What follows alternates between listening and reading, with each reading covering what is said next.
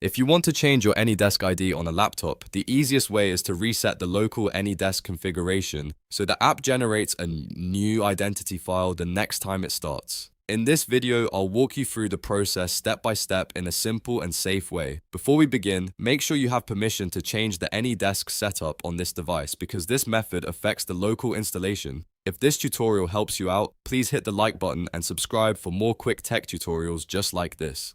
Let's get into it. First, you need to close AnyDesk completely. Don't just minimize it or leave it running in the background. Look at the system tray in the bottom right corner of your screen, find the AnyDesk icon, right-click it, and then click Quit. This is important because if AnyDesk is still running, the files may stay locked and the change may not work properly. Once you've quit the app, give it a second and make sure it is fully closed. Now the next step is to open the AnyDesk data folder. To do that, press Windows plus R on your keyboard. This opens the Run dialog box. In the Run box, type %program data, %\AnyDesk, then press Enter. This will take you directly into the AnyDesk system data directory. Inside this folder, you should look for a file called Service.Conf. This file stores configuration information that helps AnyDesk keep its current setup and identity.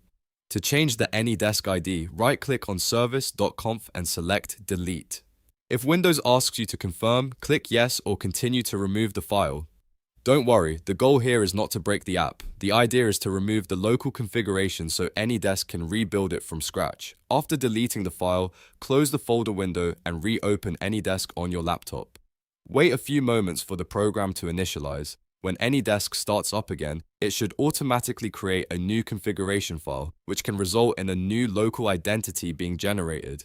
That means the old settings are no longer being used, and AnyDesk can set itself up again fresh. If you're trying to troubleshoot an old device identity, or you want to reset the app's local data, this method is often the quickest place to start. Just remember, depending on the version of AnyDesk and how your system is configured, the exact result can vary. In some cases, you may need to restart the computer after reopening the app so the change fully takes effect. If the ID still looks the same, double-check that AnyDesk was fully closed before you deleted the file, and make sure the Service.Conf file was actually removed from the correct folder. One more time, the key steps are: quit AnyDesk, open the program data folder, delete Service.Conf, and then relaunch AnyDesk.